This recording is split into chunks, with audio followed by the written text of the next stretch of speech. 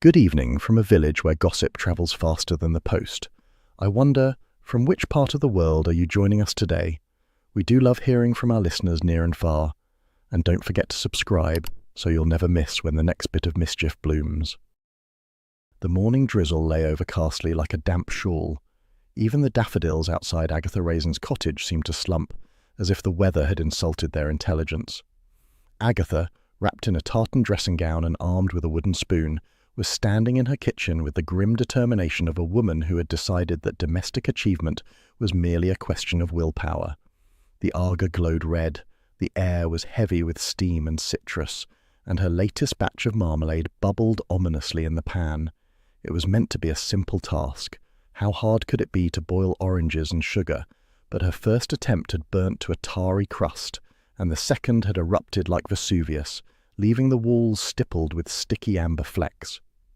"You are not going to beat me," Agatha muttered at the saucepan. The saucepan, unimpressed, began to hiss. She stirred furiously. The recipe from Good Housekeeping was propped on the counter, now resembling a casualty of war, its edges curling with steam. The kitchen smelled of bitterness and pride in equal measure. Just as she was testing a drop on a saucer, she'd read somewhere that this was the set test. The doorbell rang. The spoon clattered against the pan. "Oh, for heaven's sake," she groaned. At the door stood Mrs. Bloxby, the vicar's wife, serene as ever beneath her umbrella. "Good morning, Mrs. Raisin. I hope I'm not intruding on anything too volatile." "Volatile is the word," Agatha said, waving her sticky spoon. "I'm making marmalade." "How ambitious!" Mrs. Bloxby's eyes twinkled. "Is this for the breakfast fair competition?" "Of course. I'm not letting that smug woman win again. You know, Mrs. Comber, the one who thinks a church bazaar is an Olympic event." "Ah, yes. She did take last year's ribbon rather seriously." "She's had it on display in her window ever since," Agatha said darkly, "and she winked at me in the co-op." "Winked? Well, not this year. This year she's going down." Mrs. Bloxby tactfully examined the kitchen. "I'm sure she will, dear, provided the health and safety inspectors don't get to you first." Agatha sighed, then brightened. "Would you like to taste?" "Perhaps once it's cooled," Mrs. Bloxby said diplomatically, glancing at the charred remains of a saucepan in the sink. "And do remember to sterilize your jars. That's the trick, you know. People so often forget." "Sterilize, right? Of course," said Agatha, mentally filing it under things other people remember. When Mrs. Bloxby left, the drizzle had turned to a steadier rain. Agatha bottled her third attempt with all the ceremony of a christening. The kitchen looked as though a very small, very determined explosion had taken place, but the jars gleamed on the counter. 6 of them, amber as trapped sunlight. She held one up critically. "Perfect," she declared. "Practically professional." The telephone shrilled. "Roy Silver," came the voice, bright and nasal as a car horn. "Darling, I've just heard. You're doing domesticity. Is this a breakdown or a rebrand?" "Neither," said Agatha, wiping her hands. "It's a competition." "Oh, marvellous. We'll market you as Agatha Raisin Cotswold Chic. You in an apron, holding a whisk. Sort of Nigella meets noir." "I'm making marmalade, not a spectacle." "Same thing in your case. I could send a photographer." "Don't you dare," Agatha snapped, but she was smiling. "Anyway, I'm rather proud of it. Mrs. Comber's going to eat her heart out." "Better make sure it's only her heart," Roy said cheerfully, then hung up. By mid-afternoon, Agatha had changed into her smartest tweed coat and driven through the drizzle to the vicarage hall. The competition tables were set up under bunting and fluorescent light, each entry neatly labelled. The scent of citrus and self-satisfaction filled the air. Mrs. Tilly Comber was there already, in a quilted gilet and pearls, overseeing her jars as though guarding crown jewels. Her silver hair was immaculate, her smile smug enough to curdle cream. "Mrs. Raisin," she said, in the tone one reserves for a dental hygienist, "I see you've entered this year." "I thought I'd give others a chance to lose graciously," Agatha said. Mrs. Comber gave a silvery laugh. "Oh, it's all just good fun, though one must be careful. My dear husband always says a woman's marmalade reveals her character." "Then yours must be treacle," Agatha muttered. She placed her jar down with exaggerated care. The label, written in her best penmanship, read Agatha Raisin, Carsley Cottage. A hint of pride swelled in her chest. There was something oddly satisfying about seeing her name lined up among the others, gleaming beneath the hall's cold lights. Mrs. Blocksby arrived with a tray of scones for the refreshments table, nodding encouragingly. "It looks splendid, Mrs. Raisin." "Of course it does," Agatha said. "I'd kill for that blue ribbon." It was an offhand remark, tossed with the careless bravado that often got her into trouble. Mrs. Blocksby's eyebrows lifted slightly. "Let's hope it doesn't come to that," she murmured. Later that evening, Carsley lay under a soft drizzle again. The fair's entries were locked in the vicarage kitchen, awaiting the next morning's judging. Agatha treated herself to a glass of wine and admired her own handiwork on the shelf. She felt virtuous, creative, even domestic, which was an unsettling novelty. She wondered vaguely if Charles might be impressed by her new culinary skill. Probably not. He'd only tease. Still, there was satisfaction in imagining his lazy grin when she told him she'd beaten the village's reigning queen of preserves. Outside, the church clock struck 10. Agatha rinsed her glass and went to bed with a smug smile. Across the lane, however, lights still burned in the Comber cottage. Mrs. Comber was a perfectionist, and perfectionists rarely sleep peacefully before a contest. According to later gossip, she had gone to the vicarage kitchen that night to double-check the entries, purely for fairness, of course. By dawn, the tranquillity of Carsley was broken by the rising wail of an ambulance siren. Agatha sat bolt upright, heart pounding. Sirens were rare in Carsley. She scrambled to the window, her breath fogging the glass. Outside, the lane shimmered with rain and blue light. "Oh, good heavens," she whispered.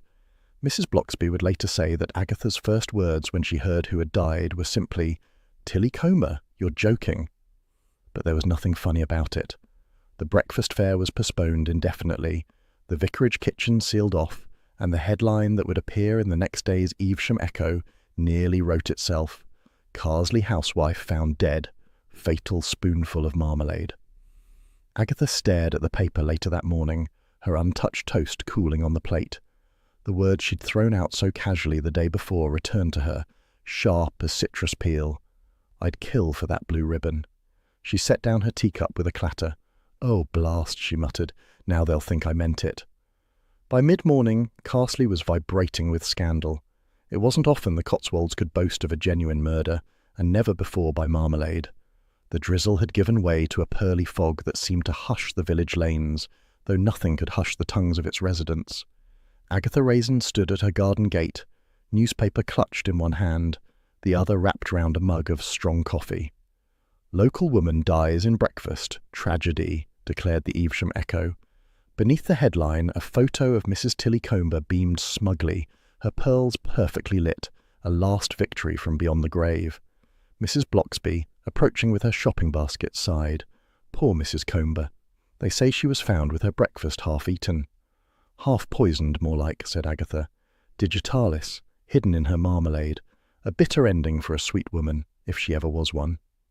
"It's terrible all the same," Mrs. Blocksby murmured. "And they say she'd just won the blue ribbon again." "Of course she had," said Agatha darkly. "Even in death the woman has to upstage everyone." She took another sip of coffee, frowning. Her joke from yesterday, "I'd kill for that blue ribbon," was now doing the rounds of the entire village. It was mortifying enough to be the subject of gossip, but worse still to have provided it with a punchline. The front gate creaked.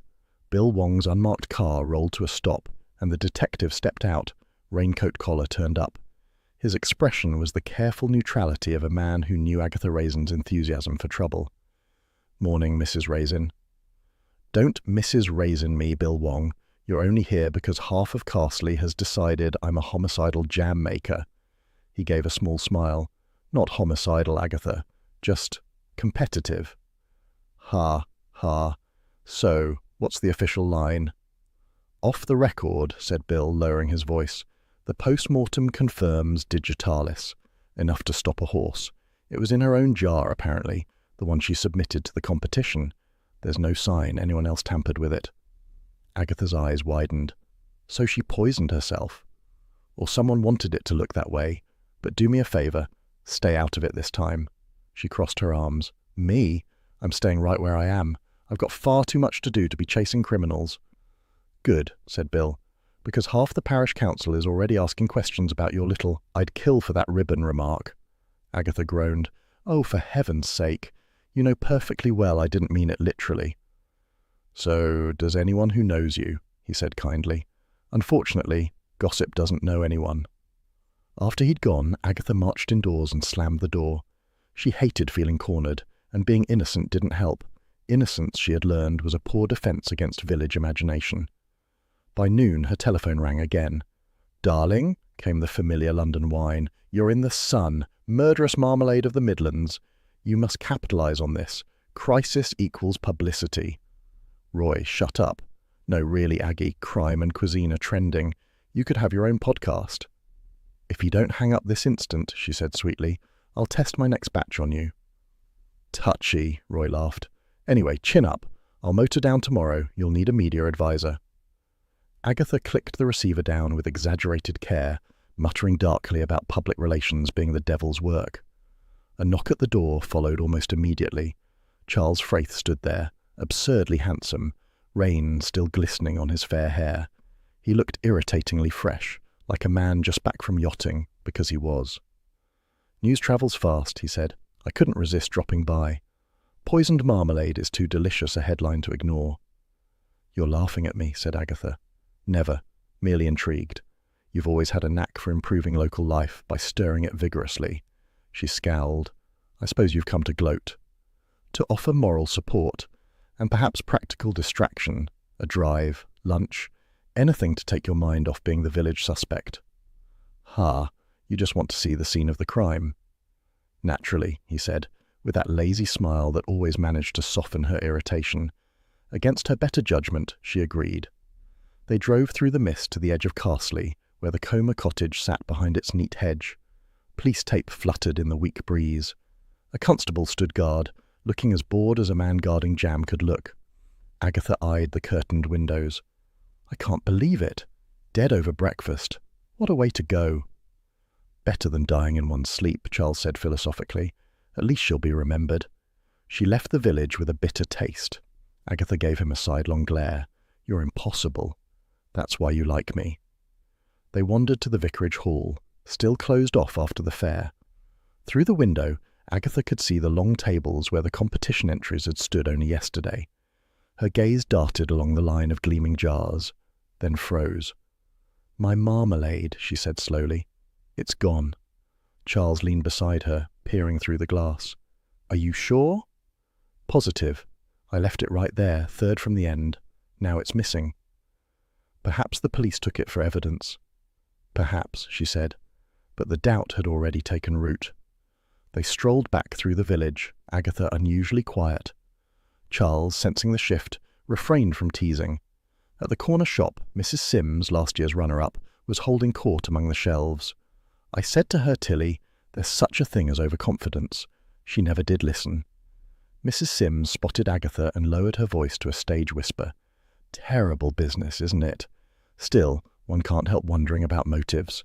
I mean, some people did make rather pointed remarks yesterday." Agatha's smile was pure frost. "And some people can't resist twisting the knife before the body's cold." Mrs. Sims sniffed. "I'm only saying what everyone's thinking." "Then everyone needs a new hobby," Agatha retorted, sweeping out. Back home, the drizzle returned.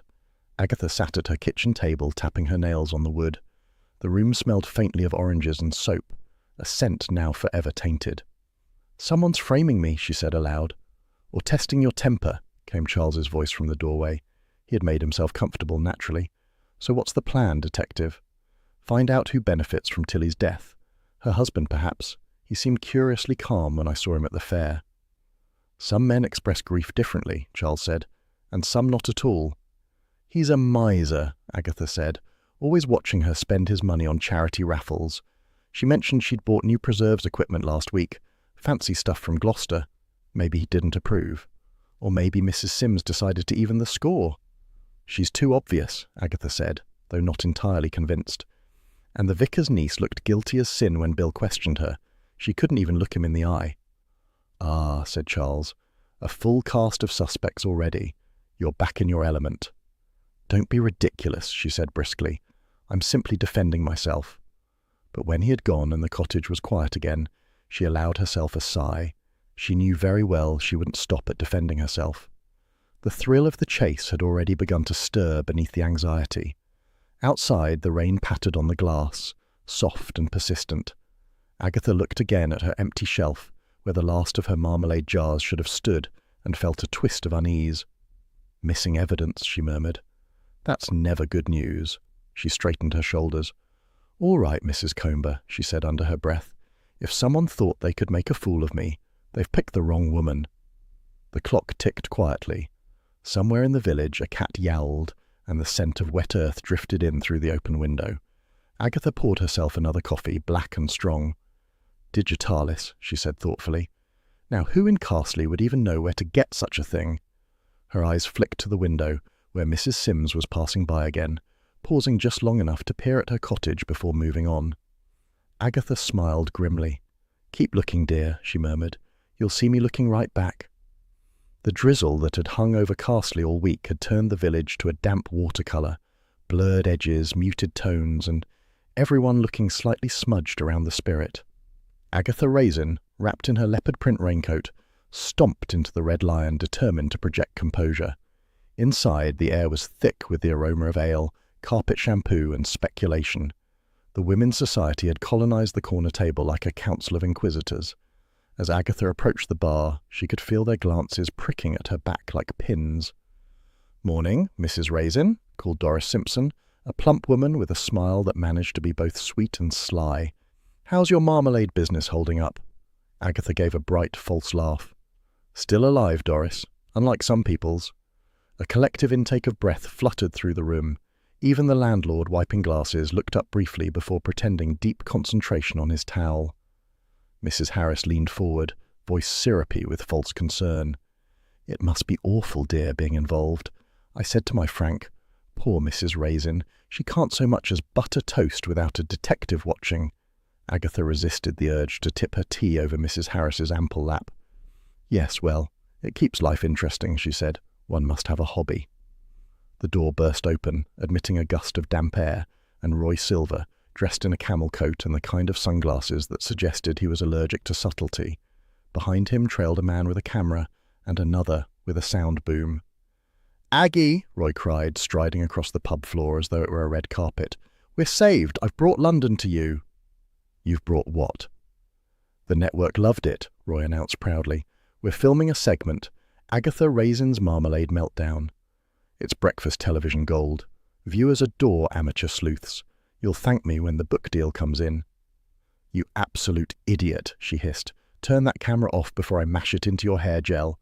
Roy flapped his hands. "No need to be modest. Tragedy sells, darling." Mrs. Harris, who had been eavesdropping happily, piped up. "Oh, I'd love to be on telly. Shall I sit nearer the light?" "Out!" barked Agatha, and the poor cameraman, more frightened of her than the murder, stumbled backwards. Roy looked injured. "You're throwing away exposure, Aggie. Viewers love strong, misunderstood women." "Then point your camera at Margaret Thatcher's statue," she snapped. "Now out before I expose you to the police as an accessory to bad taste." He huffed but retreated, muttering something about her provincial temperament. The door banged behind him, letting in another chill gust and a silence thick enough to chew. Agatha smoothed her hair and turned back to the table. "Well," she said briskly, "that was the entertainment. Now then, anyone got any new theories?" It didn't take much prompting. Gossip poured forth like tea at a wake. "Her husband's behaving oddly," said Mrs. Harris. "Always did," replied Doris. "Never trusted a man who eats porridge without milk." "And there's the matter of the missing church funds," another chimed in. "My cousin saw the treasurer crying in the porch last month." Agatha's ears pricked up. "Church funds?" Mrs. Bloxby, arriving quietly with her umbrella, offered her usual gentle tact. Yes, Mrs. Comber had been handling some of the collection money. There were whispers it hadn't all reached the bank. "And now she's conveniently dead," Agatha murmured. "Convenience is rarely divine," Mrs. Bloxby said softly. She settled at Agatha's table, folding her hands. "I do recall overhearing something curious last week. Mrs. Comber was quarrelling with someone, I couldn't see who, near the vestry door. She said, 'I have the IOU safe, and I'll not destroy it until you repay what's owed.'" "An IOU," Agatha repeated. "She mentioned hiding it somewhere no one would think to look," Mrs. Bloxby added. "Under a jar label, I believe." Agatha felt a small thrill. Under a jar label. Well, well, perhaps the marmalade wasn't the only sticky business around here. Agatha, Mrs. Bloxby warned gently, don't get carried away. Me? Never. I'm simply pursuing an intellectual curiosity. But her mind was already racing. An IOU meant debt, and debt meant motive. Across the room, a high-pitched squeak interrupted her thoughts. The vicar's niece, pale and tremulous, had entered with a group of parish volunteers. Someone mentioned the word poison, and she immediately swayed like a fragile reed. "Oh dear," she gasped, clutching at her pearls before collapsing delicately onto a chair. Mrs. Harris leapt up. "She's fainted again. Poor thing's nerves are in tatters."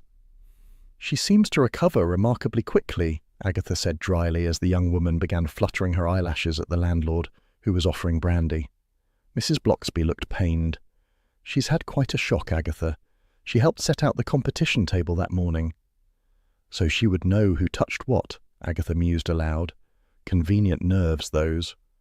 When the fainting spell had been suitably admired and the volunteers dispersed, Agatha rose and slipped on her coat. Mrs. Bloxby followed her to the door. "You'll be careful, won't you?" "Always," Agatha said. "Besides, it's only a bit of village gossip." "Gossip can be dangerous," Mrs. Bloxby said softly. "It tends to come true when one least wants it to." Outside, the drizzle had settled into a fine mist, turning the high street to grey silk. Agatha walked home briskly, the IOU rumour circling her mind like a wasp. Who would owe money to Mrs. Comber? Her husband, perhaps? Or someone connected to the church? And why hide it under a jar label, a clue both literal and symbolic? At home, she kicked off her boots and went straight to the pantry. The air was faintly cool and smelled of oranges and sugar. She surveyed her shelves, stacked neatly with jars of chutney, jam, and her ill-fated marmalade. Something caught her eye, a faint smudge on the wood. She leaned closer. A fingerprint, tacky with residue, glistened faintly in the lamplight. Oddly, it was elongated, as if pressed through thin material. She fetched a magnifying glass from her desk, a relic of past adventures and mild vanity, and bent over the print. The ridge pattern was faint but visible, and beneath the sticky residue was a telltale trace of fine, cream-coloured powder. Talc. Agatha frowned. Only someone wearing gloves, powdered gloves, could have left that kind of mark. But who on earth in modern-day Carsley still wore gloves indoors? Mrs. Comber had. So did Mrs. Harris, though mainly for effect. And she recalled that the vicar's niece, during her fainting display, had been tugging at a pair of dainty lace gloves far too pristine for village life. Agatha straightened, heart quickening. Perhaps fainting wasn't her only performance. She took a deep breath, letting the scent of citrus and mystery fill her lungs. For the first time since this absurd affair began, her irritation turned to purpose. "Gloves," she murmured, "always a sign of something being hidden." The clock in the hall chimed 7. Outside, the mist had thickened to fog. She poured herself a glass of wine, sank into her armchair, and allowed herself one satisfied smile. The game, she thought, was finally sticky enough to be interesting. It was one of those Cotswold mornings that seemed uncertain about existing at all, a mist so thick it blurred the hedgerows and flattened the sound of birdsong. Agatha Raisin, who believed fog was nature's way of hiding people's worst decisions, was in no mood for subtlety. She marched down Carsley Lane in her beige trench coat, Charles Fraith sauntering amiably beside her. "You know," said Charles, adjusting his scarf, "there's a certain charm in waiting for the police to do their job." "Charm," Agatha snapped, "is for people without reputations to save. The village already thinks I've poisoned Mrs. Comber to death for a ribbon. I'm not waiting for Bill to keep me informed. We're going to see that husband of hers and find out what he's hiding." Charles sighed. "I'm only here because I'm fond of danger." "You're here," said Agatha, "because you owe me for not telling the vicar what you said about his sermons last Christmas." Mr. Comber's cottage stood behind a clipped privet hedge, neat and joyless. A faded wreath still hung on the front door, perhaps a remnant of his wife's perfectionism. The widower himself opened the door after a moment, grey-haired and hollow-eyed, but not, Agatha thought, the picture of grief. "Mrs. Raisin," he said, his voice polite and distant, "you've come about the marmalade, I suppose." "The murder, actually," said Agatha brightly. He blinked. "Ah, well, that too." Inside, the sitting room smelt faintly of polish and loneliness. A row of trophies gleamed on the mantelpiece, silver cups, all labelled Best Preserve or Community Baking. Agatha wondered if he'd cleaned them as therapy or ritual. "Lovely collection," she said. "Tilly's," he replied. "She liked to win. Couldn't bear to lose, even at whist. I used to joke that if she'd been born a man, she'd have run a bank." "And yet she was the village's darling," said Agatha. He smiled without warmth. "Too perfect, you see. Never missed a church service, always had a casserole for the bereaved. People like that make enemies, Mrs. Raisin. Not that you'd know." Agatha's brows shot up. "Oh, I know all about enemies, Mr. Comber. What I'd like to know is where you were on the night your wife died." "Polishing trophies in the shed," he said immediately. "How very industrious," murmured Charles. "At midnight?" "I couldn't sleep," Comber replied. "It calms me. Metalwork is honest work." Agatha exchanged a glance with Charles. The answer was too neat, too rehearsed. "You must have loved her dearly," she said softly. He hesitated. "Love and peace aren't always the same thing, Mrs. Raisin. Sometimes one dies before the other." It was the kind of remark that might have sounded profound to someone else, but to Agatha it reeked of self-justification. She thanked him curtly and left, dragging Charles behind her. Outside, she exhaled sharply. "Did you hear him? Metalwork is honest work. Honestly, if he were any guiltier, he'd hand out leaflets." Charles grinned. "You're in fine form this morning. What next, Inspector Raisin?" "Next," she declared, "we do a bit of laboratory analysis." Charles groaned. "Oh, Lord, you're not going to start boiling jam again." "Marmalade," said Agatha crisply. "And yes, I am. If the poison was hidden in her batch, I want to know how." Back at her cottage, the kitchen looked like the set of an apocalyptic cooking show. Jars, spoons, and labels were scattered across every surface. Agatha had assembled several samples. Her own, Mrs. Comber's surviving jar, acquired through persuasive charm and a borrowed screwdriver from Bill Wong, and a few store-bought brands for comparison. "We shall proceed scientifically," she announced. "That's what you said before the smoke alarm incident," said Charles, leaning on the doorframe. Agatha ignored him, spooning out portions into small saucers. "Colour, texture, scent," she murmured. "This one's cloudy, too much pith. That one's too bright, probably overboiled sugar. Mrs. Comber's—" She stopped. The aroma from the coma jar was faintly floral, oddly medicinal. "Smell that," she ordered. Charles sniffed. "Smells like a chemist's counter." "Exactly. Digitalis, morphine, something. Bill said digitalis, but perhaps there was more." "You're sure you don't just want another headline?" Before Agatha could retort, a furry shape darted between her feet. "Oh no," she cried, "not now." The village stray, a sleek, opportunistic tabby, had decided to investigate. In one graceful leap, he landed on the counter and began enthusiastically licking one of the saucers. "Shoo!" Agatha shouted, lunging with a tea towel. "That's evidence," Charles laughed helplessly. "Don't worry, he's only after your sample. Even cats know better than to eat competition marmalade." Agatha managed to rescue the dish, though not before the cat had left a trail of paw prints across the countertop. "That cat," she fumed, "has ruined more cases than the Crown Prosecution Service." "At least he's not dead," Charles said cheerfully. "That's your control sample sorted." She glared but couldn't suppress a reluctant smile. "Get out before I test you next." That afternoon, Bill Wong called round, looking weary. "Agatha," he said, taking a seat at her kitchen table. "I shouldn't tell you this, but the lab found traces of morphine in the remains. Someone tampered with the marmalade more than once." "Multiple poisons?" "It looks that way. Either two people wanted her dead, or one didn't know what they were doing." "My money's on both," said Agatha. "Please," said Bill, rubbing his temples, "do not get involved.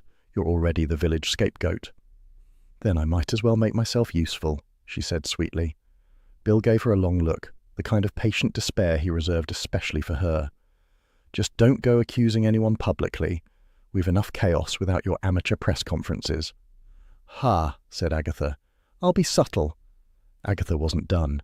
Her eyes had caught something near the teapot, a jar she'd placed for symmetry, its label curling slightly from the steam.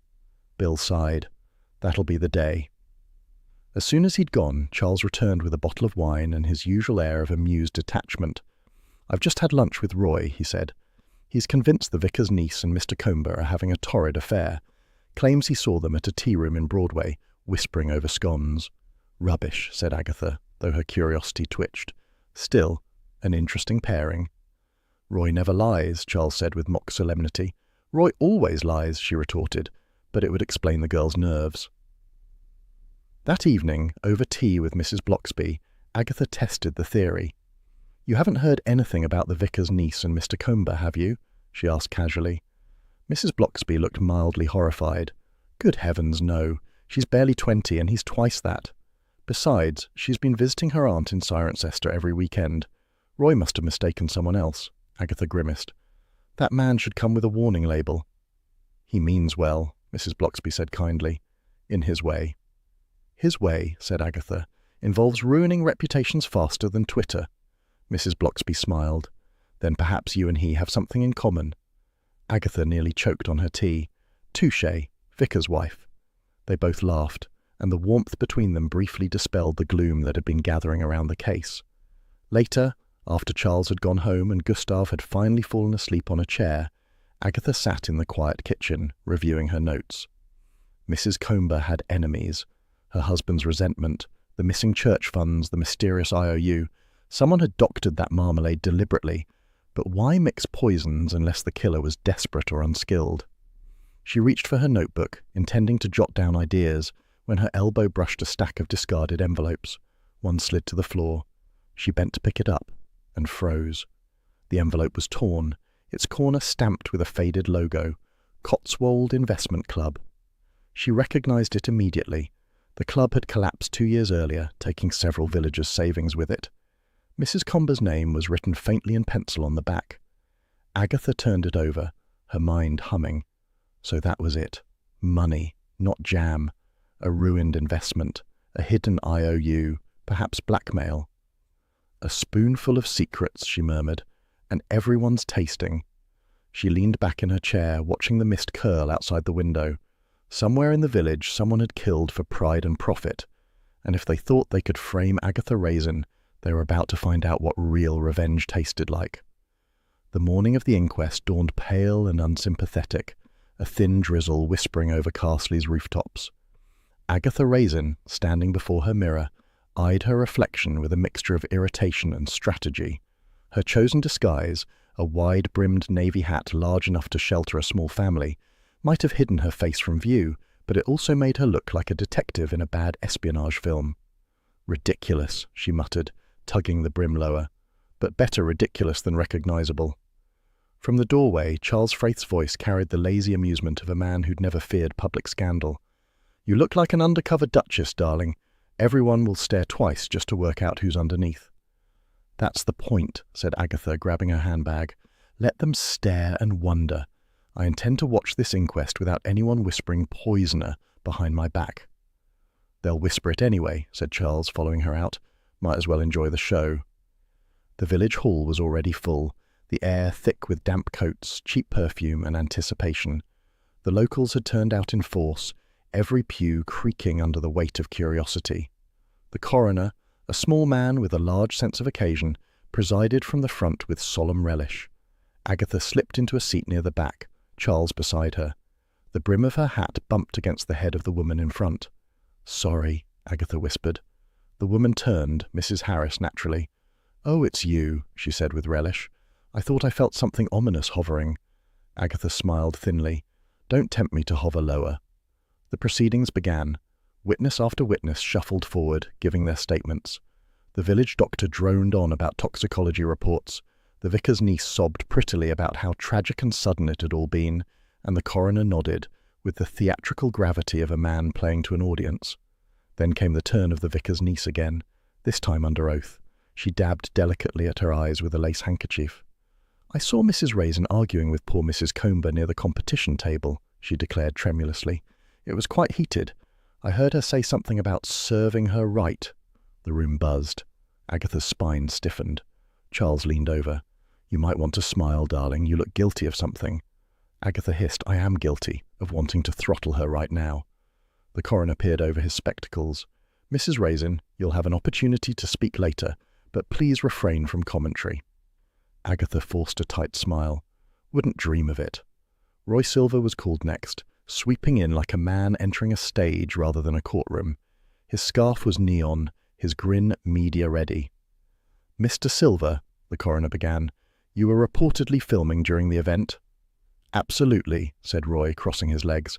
"I was capturing the rustic charm for a possible segment on Agatha Raisin's Cotswold comeback." "And did you record Mrs. Raisin arguing with the deceased?" Roy blinked innocently. "Heavens, no. Agatha was charm itself, the very picture of British restraint." A murmur of amusement rippled through the room. "Do you still have the footage?" asked the coroner. Roy's expression faltered.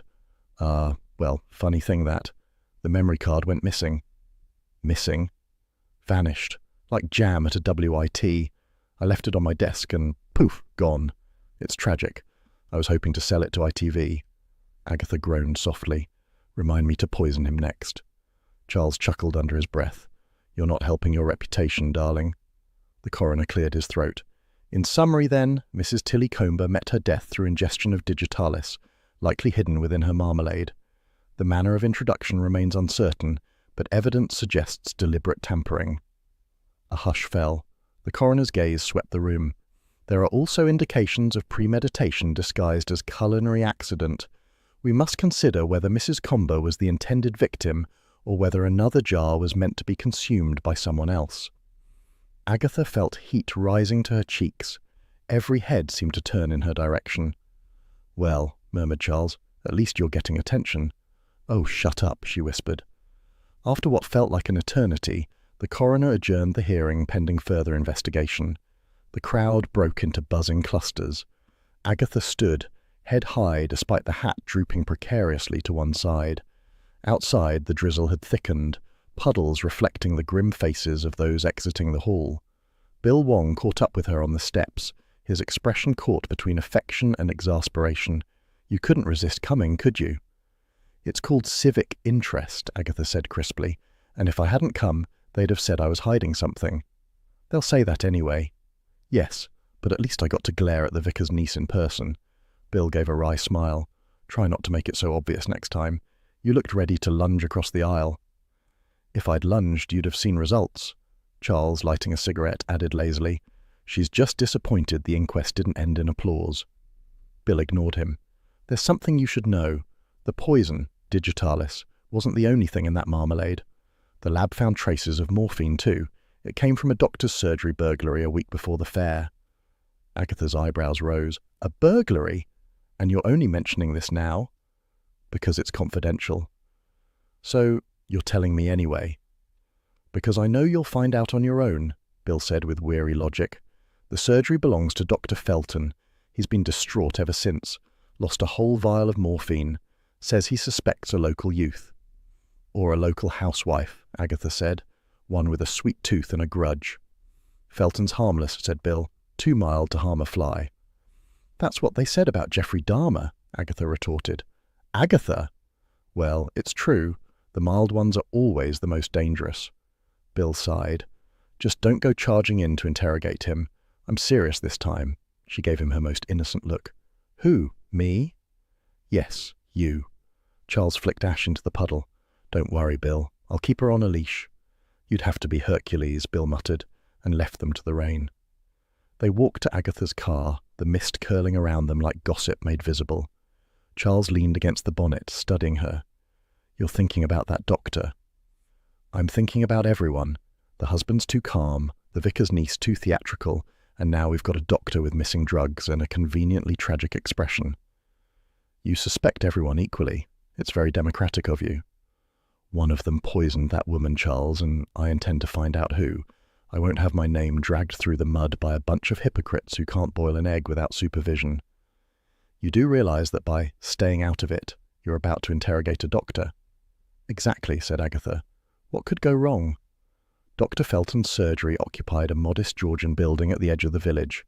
The doctor himself opened the door, a kindly man in his 50s with a sad moustache and a cardigan that looked knitted by regret. "Mrs. Raisin," he said with mild surprise, "I didn't expect you." "Few people do," said Agatha. "I'm sorry about the burglary. Must have been dreadful." "Quite," he said, ushering her in. The waiting room smelt faintly of antiseptic and chamomile tea. The police have no leads. It's most distressing. Morphine isn't something one can misplace lightly." "Indeed not. And Mrs. Comber, did you know her well?" A pause. His eyes flickered. "She was a patient and a friend. We shared an interest in gardening." "Gardening," said Agatha. "That's what we're calling it now." He flushed. "I beg your pardon?" Charles stepped smoothly in. "Agatha simply means you both enjoyed growing things." "Precisely," said Agatha, shooting him a glare, "though I hear she cultivated more than plants. Ever discuss marmalade recipes?" "Once or twice," he admitted. "She brought me some samples, said they soothed her nerves." "And did they?" "Not particularly." He smiled wanly. "They were too bitter." Agatha studied him. His hands trembled slightly as he poured tea, yet his gaze was steady. Something about him didn't fit the mould of villain or innocent, something quietly unresolved. When they left, Charles said, "Well, that was inconclusive." "Oh no," Agatha said. "It told me plenty. He's hiding something. The question is what, and whether it's murder or just poor taste in knitwear." That evening she sat at her desk, sorting through the mess of notes she'd accumulated, names, motives, and snippets of overheard gossip. As she gathered the papers, something fluttered out from beneath a folder, a crumpled receipt she didn't recognize. She smoothed it open. A dozen Seville oranges, Dr. Felton, dated 3 days after Mrs. Comber's death. Agatha stared at the handwriting, neat and unmistakable. "Well, Doctor," she murmured, a smile curving her lips. "You've been busy." The rain tapped softly at the window pane like applause. Rain had a talent for finding Carsley at its worst moments. It fell that morning, not in polite drizzles, but in full-blooded sheets, hammering the slate roofs until the gutters overflowed and the lanes glistened like tarnished silver. Agatha Raisin, wrapped in her trench coat and muttering darkly, was already regretting leaving the comfort of her cottage. "If God meant us to investigate murders in the rain," she grumbled, "he'd have given us better hair." Charles Fraith, ever the optimist, or perhaps merely lazy about worrying, held his umbrella over her. "You're assuming he didn't. Yours holds its shape rather well, all things considered." "Flattery won't save you if I drown," she said, splashing through a puddle towards the ivy-clad gate of Dr. Felton's cottage. They had come unannounced, which in Agatha's view was the only way to visit anyone concealing secrets. The cottage door opened a crack to reveal a wiry, elderly woman in a starched apron and the fixed glare of someone who disapproved of visitors in principle. "We're here to see Dr. Felton," said Agatha, smiling her most professional smile. "You can't," said the woman flatly. "He's gone to Bath." "For pleasure?" asked Charles. "For nerves," she said, pronouncing the word as though it were contagious. "Doctor's orders, which I suppose is convenient when one's the doctor." "When did he leave?" Agatha pressed. "Yesterday morning. Said he needed rest. I'm looking after the house till he returns. And no, you can't come in." Agatha's smile widened by a dangerous fraction. "Oh, but he'd want us to. We're friends." "The doctor doesn't have friends," said the woman crisply. "He has patients, and those he keeps at a distance. Now, good day." The door began to close, but Agatha wedged her foot in the gap. "I just need to drop something off. A little note." "Post it." "It's rather private," Charles sighed, dripping elegantly beside her. "Agatha, really?" But she was already slipping through the door with the speed and audacity of a cat burglar. "Thank you ever so much," she trilled, vanishing into the hallway. The housekeeper's sputtered protest followed them down the corridor. Agatha ignored it, peering into rooms with the efficiency of long practice. The place was neat, too neat. Everything shone, even the air seemed disinfected. "A man doesn't run off to Bath unless he's running from something," she murmured. "His housekeeper, perhaps," said Charles. They reached the study. Agatha closed the door behind them. The room smelled faintly of tobacco and orange oil polish. She scanned the shelves, medical texts, gardening manuals, and a row of recipe books that seemed out of place. "Interesting," she said. Charles leaned lazily against the desk. "You've developed an unhealthy interest in jam literature. Look at this." She pulled open the top drawer and drew out a sheaf of folded letters tied with a faded blue ribbon. "If I didn't know better, I'd say these were love letters. And since you never know better, don't start." She untied the ribbon and read the top one aloud. My dearest Dee, the marmalade that binds us will soon free us both. T. Charles's eyebrows rose. Well, that's either sentimental or deranged. Both, said Agatha. She read another. Your hands smelled of oranges when we met in the vestry. I can still taste the promise. Good heavens, the woman was practically writing a recipe for adultery. Tilly Comber, Charles mused. So she was planning to leave her husband for the good doctor. Looks like it. Our new start will be sweet, not bitter. And she wonders why she ended up dead. Agatha sighed, folding the letters carefully. The police need to see these, though Bill will say I had no business snooping. He's right, said Charles, and yet I'm the one finding all the clues. He should thank me with chocolates. They slipped out before the housekeeper could return. Outside, the rain had eased to a dull drizzle. Charles held the umbrella higher, studying Agatha with amused affection. You know, you'd make a dreadful criminal, far too pleased with yourself. I'd make an excellent one, she retorted. No one suspects a middle-aged woman with a shopping bag. Everyone suspects a middle-aged woman with your shopping bag. Agatha grinned despite herself. By the time they returned to Carsley, the rain had stopped entirely, replaced by that deceptive sunshine that makes the world look freshly scrubbed while leaving everything damp beneath the surface. Agatha barely had time to hang up her coat before her phone rang. Aggie! Roy Silver's voice exploded down the line. I've done it! Viral sensation! What have you done, Roy? A live stream! The Murderous Marmalade tasting. I've got viewers from 3 continents debating whether you're a genius or a menace. Some think you're both. Agatha froze. You did what? Relax. I used props, and I mentioned how we're all still reeling from the tragedy. Very tasteful. Well, mostly. Roy, if you've humiliated me online again, I'll strangle you with your own scarf. Aggie darling, it's content. Anyway, one of the commenters from Morton in Marsh recognised the jars in your picture. Says someone bought a whole box of the same kind from her shop last week. Agatha blinked. Morton in Marsh? Roy, you might be an idiot, but you're a useful one. Send me the details. You're welcome, he said, thoroughly pleased with himself. She hung up, already dialing Charles. The small homewares shop in Morton smelled of wicker baskets and lavender polish. The owner, a nervous woman with a pink cardigan, brightened when Agatha showed her the photo Roy had sent. Oh yes, those jars. I remember them. Lovely design. I only had the one case left and a young lady bought them all. Said they were for a special event. Would you recognise her again? Agatha asked. Oh, certainly. Sweet girl. Blonde, soft voice, wore gloves. Odd for such a warm day. Charles's glance met Agatha's. Gloves, he murmured. Did she give a name? Paid in cash, but she mentioned her aunt the vicar. Such a lovely family, aren't they? Agatha's smile was brittle, positively saintly. Back in Carsley, Agatha found the vicar's niece in the church garden, trimming roses with exaggerated innocence. The girl turned pale at the sight of her. Oh, Mrs. Raisin, how nice to see you. Likewise, said Agatha, folding her arms. Been doing a bit of shopping in Morton lately. The girl blinked. Morton? Oh, sometimes. Lovely cafes there. And jar shops? Jar shops? The ones that sell the exact same brand used in the competition. Funny coincidence. Her lip trembled. Oh, those. I bought them for wedding favours. I'm getting married, you see. Are you now? Said Agatha coolly. Congratulations. To whom? It's a secret. The girl's eyes darted nervously. It's all been so sudden. Sudden indeed, said Agatha. You must let me know when to send a gift. Perhaps a recipe for poison-proof preserves. The girl burst into tears. You're horrid, she sobbed, fleeing indoors. Agatha watched her go, then sighed. If she's innocent, I'll eat my hat.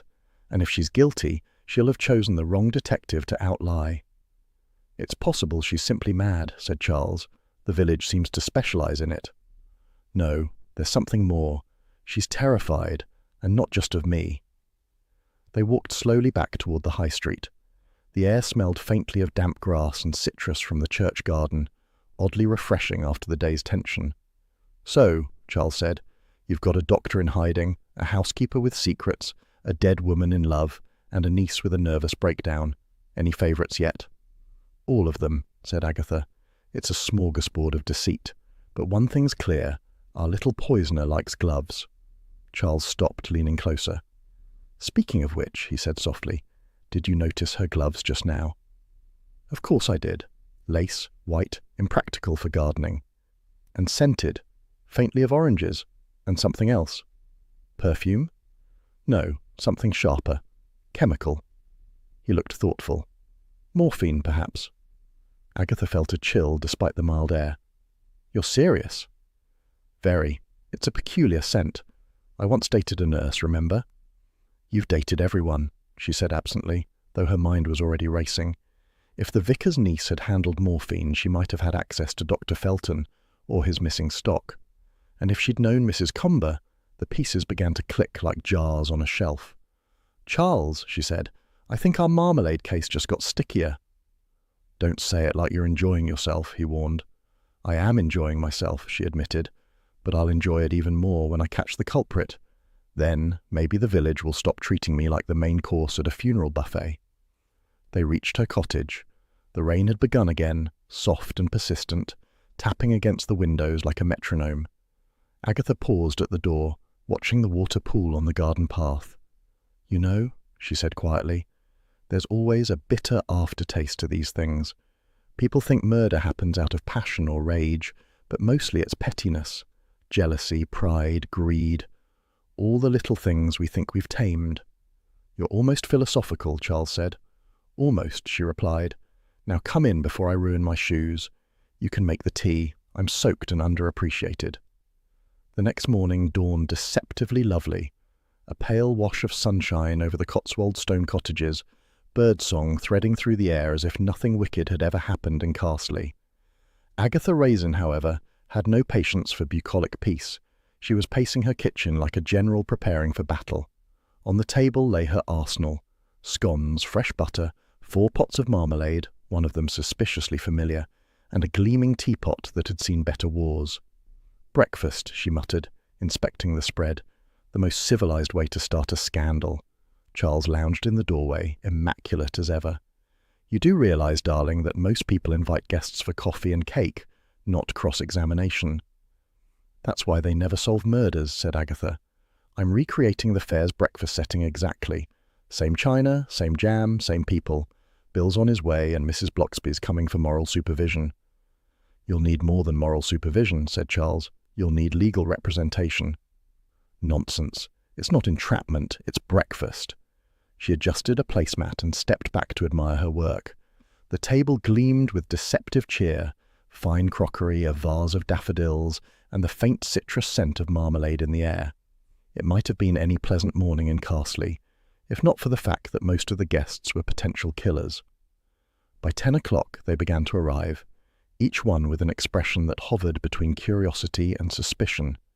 Mr. Comber came first, tall and grey-faced, carrying the air of a man who'd given up pretending to grieve. He nodded to Agatha and muttered something about appreciating her initiative.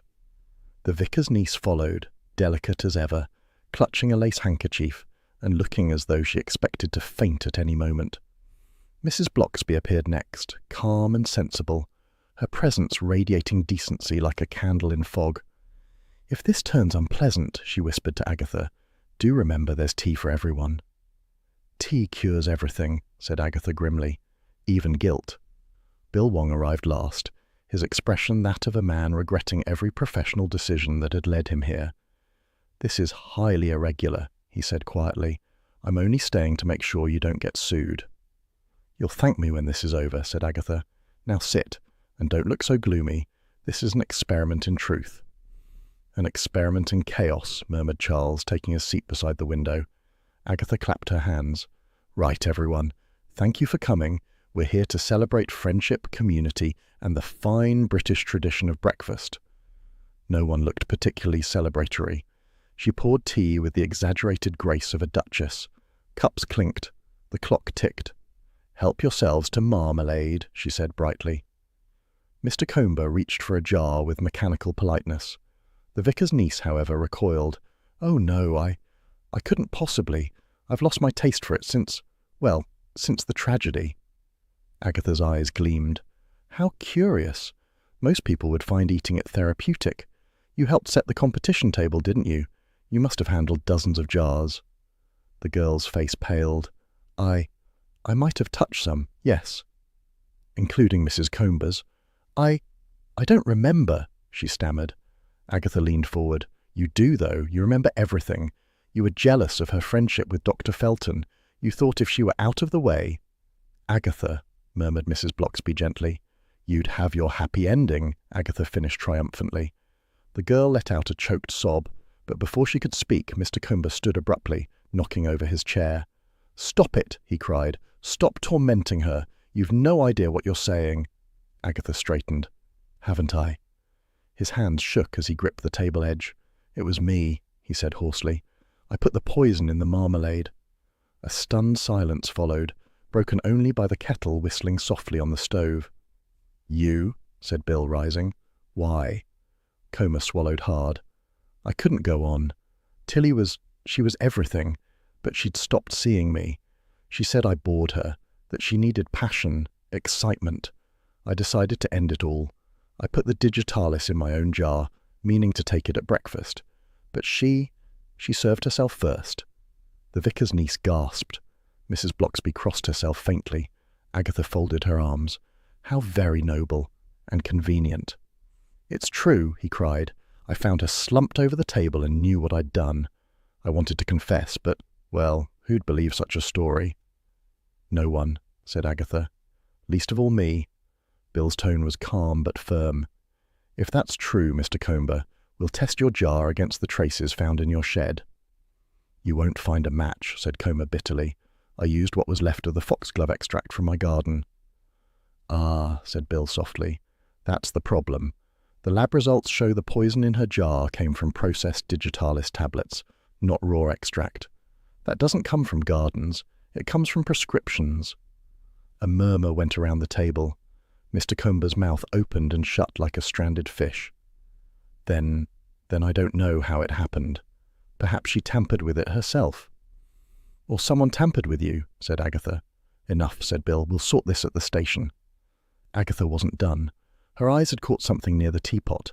Mrs. Comber's surviving jar, its label curling slightly from the steam. She reached out and peeled it back carefully. Underneath, faint pencil marks spelled out the words, I owe you 500 pern, D.F. Well, well, she murmured. Charles leaned forward. What's that? A clue, said Agatha softly, and a rather expensive one. D.F. stands for Dr. Felton, I presume. Bill frowned. How did that end up here? It didn't, said Agatha. It's been here all along, hidden under a label just as Mrs. Blocksby mentioned weeks ago. Mrs. Comber must have used one of her own jars for the fair.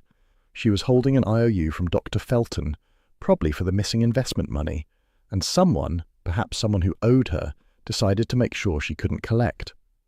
So you think Felton killed her? Asked Charles. I think, said Agatha, that this case has been about money from the start. The marmalade was merely the delivery system. Bill rubbed his temples. You've just turned my nice, tidy confession into a financial thriller. You're welcome, said Agatha. The vicar's niece, meanwhile, was shaking visibly. Dr. Felton didn't kill her, she said suddenly. He loved her. He said he'd make it right, that the IOU meant nothing, that he'd pay her back once she was free. Free? Agatha repeated. From her husband, whispered the girl. She told him she'd leave Mr. Comber, but she never did. He said if she wouldn't go through with it, he'd— She stopped, eyes wide as though realizing she'd said too much. Bill leaned forward. He'd what? I don't know, she whispered. Agatha studied her closely. The girl's hands trembled in her lap, fingers twisting the edge of her gloves. Take those off, Agatha said sharply. What? Your gloves. Take them off. The girl hesitated, then slowly peeled them away. The faint scent of oranges and something sharper, chemical, rose in the air. Agatha caught Charles's eye. Morphine, she mouthed. Bill exhaled. This is getting worse by the minute. Mrs. Blocksby, who had watched the exchange in silence, spoke quietly. Perhaps we should pause. None of this can be settled in a kitchen. Agatha nodded reluctantly. The tension deflated as everyone rose, chairs scraping the floor. The vicar's niece hurried out in tears, Mr. Comber followed under Bill's firm hand, and the others dispersed like actors after a disastrous rehearsal. Only Charles remained, standing by the window looking out at the damp garden. "You've stirred the pot nicely, Aggie," he said. "It needed stirring," she replied, tidying cups that didn't need tidying. "We've got a false confession, a frightened girl, and a dead woman who hid her secrets under jam labels. If that's not a recipe for intrigue, I don't know what is." Charles smiled faintly. "Still, you managed to serve breakfast without killing anyone. That's progress." "Give it time," she said darkly. He laughed, but Agatha didn't join him. She stood in the quiet kitchen, gazing at the half-empty jar with the peeling label. The sun broke briefly through the clouds, glinting on the glass, and for a moment she thought of Tilly Comber, ambitious, foolish, fatally human.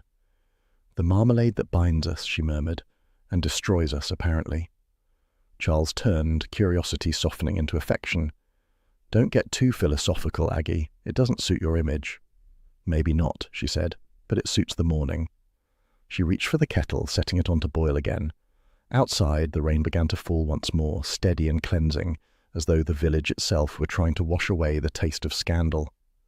By the following afternoon, Bill had pieced the rest together. The vicar's niece admitted handling the jars with scented lace gloves dusted in talc, and traces on the gloves matched residue on Mrs. Comber's competition label. Dr. Felton, confronted with the IOU and the Morton-in-Marsh jar purchase, confessed to the theft of morphine but denied murder. The digitalis tablets were traced to a prescription filled in his name, which he claimed Tilly had pressured him to obtain. On Bill's authority, the niece was arrested on suspicion of administering a noxious substance leading to death, while Felton was charged over the burglary and held pending further inquiries. Comber's melodramatic confession was dismissed as false. It had rained overnight, that fine, determined drizzle that left the Cotswolds looking freshly washed and faintly smug. Carsley had already returned to its usual rhythm, the clatter of milk bottles, the distant bark of dogs, and the low hum of gossip disguised as neighbourly concern. Agatha Raisin sat at her kitchen table, nursing her coffee and pretending to read the Evesham Echo. She wasn't pretending very well. The front page bore a photograph of her scowling magnificently under the headline, "The Marmalade Detective Strikes Again." "They've made me sound like a condiment superhero," she muttered.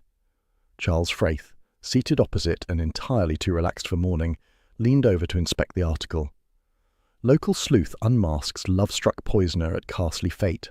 Charming, though they might have mentioned my contribution." "Your contribution," said Agatha, "was standing about looking decorative." "Exactly," said Charles. "Do you know how difficult that is?" She threw him a glare, but the corner of her mouth twitched. The truth was, she had enjoyed the attention, up to a point. Now the phone rang hourly with reporters asking for interviews, and one morning show had even suggested a marmalade-themed breakfast segment. "I said no, of course," she told Charles. "Why ever for? You'd be marvellous on television. Agatha Raisin investigates toasts and taboos." "Oh, please," said Agatha, though secretly the idea pleased her. Just then, Mrs. Blocksby arrived with the calm inevitability of grace entering chaos.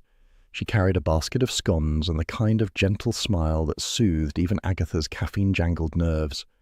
"You've made the papers again," she said, setting down the basket. "I'm aware," said Agatha. "Next they'll be putting me on marmalade jars." "A tempting idea," murmured Charles. Agatha Raisin's revenge preserves, sweet, sharp, and occasionally fatal. Mrs. Blocksby chuckled, though she shot him a mild look of reproach. "You must be proud, Agatha. You solved a dreadful case and spared that poor girl from worse rumours." Agatha sighed. "Pride's one word for it. I'd call it exhaustion mixed with regret and a touch of vanity." "Vanity can be harmless," said Mrs. Blocksby. "It's envy that spoils the recipe." Agatha arched an eyebrow. "Are we talking about marmalade or morality?" "Both," said Mrs. Blocksby, simply. They drank tea. Outside, a robin tapped at the window as if demanding crumbs, and Agatha felt a small pang of domestic contentment, an emotion she distrusted on principle. "Bill says the niece will get a light sentence," she said. "I keep wondering what I'd have done in her place. Probably something equally foolish, though hopefully less sticky." "You'd have demanded justice," said Mrs. Blocksby, "and perhaps a headline or two, but never blood." Agatha gave a wry smile. "You make me sound noble." "No," said Mrs. Blocksby, "just human, and a little lonely sometimes." The words landed softly but accurately. Agatha stared into her cup. watching the milk swirl like a weather system. Lonely, yes, but not dull. Never dull, said Charles, especially not when Roy's involved. As if conjured by mention, the phone rang. Agatha groaned. Speak of the devil, she picked up. Aggie, darling, you're trending. Roy Silver's voice was electric with excitement. I've mocked up a label design, your face in silhouette, holding a magnifying glass over an orange slice. The Marmalade Detective, now in tangy Seville flavour. It'll sell itself. Roy, said Agatha, if you put my name on a single jar, I'll strangle you with your own scarf. But the public adores you. I don't care if they knit me a statue. I'm done with jam. It's too dangerous. Suit yourself, he said airily, but you'll regret it when Fortnum's calls. She hung up and turned back to the table. He's insufferable. He's loyal, said Mrs. Bloxby kindly. He's a walking migraine, Agatha corrected. Charles raised his cup. To migraines. They keep life interesting. You're all impossible, she said, but her tone was softened by affection. The three of them lingered over tea until the rain began again, a soft percussion against the window. The headlines would fade, she knew. Carsley would soon return to its gossip about parking and parish budgets. Yet something in Agatha felt altered, a slight ache behind her pride, a recognition of how quickly sweetness turned bitter. Mrs. Bloxby, she said quietly, why do people always pretend good intentions excuse foolishness? Because we want to believe it could excuse ours, said the vicar's wife. Agatha gave a small, thoughtful nod. When they left, she stood alone by the window, watching the fields glisten under the pewter sky. Somewhere beyond the hedgerows, the world was still messy and human, and absurdly dear to her. She turned toward the kitchen counter, where an untouched jar of shop-bought marmalade gleamed in the light. She considered it like one might regard an old enemy. Truce, she said aloud. You stay in the cupboard, I'll stay out of trouble. The marmalade, being inanimate, offered no promises. She was halfway through tidying when the doorbell rang. The postman stood there, dripping rain onto the step. Morning, Mrs. Raisin. Special delivery. For me? Aye. He handed over a small parcel wrapped in brown paper and string. On the label, written in neat capitals, were the words, For Agatha, do not taste until Christmas. She stared at it. Is this a joke? Dunno, missus. Says it's perishable. Perishable, she repeated. Lovely. When the door closed, she placed the parcel on the table as though it might detonate. Charles, who had returned for his forgotten umbrella, raised an eyebrow. What's that? Apparently a gift. From whom? It doesn't say, and I'm not opening it without gloves, a witness, and possibly the bomb squad. Charles grinned. Oh, Aggie, you do attract excitement. Excitement, she said dryly, is highly overrated. Yet as she looked at the parcel, a spark of anticipation, half dread, half curiosity, flickered in her chest. Perhaps life without mystery was simply too bland to swallow. She smiled warily. Here we go again. Outside, the rain eased into mist and the village clock struck noon, steady, inevitable, and full of promise.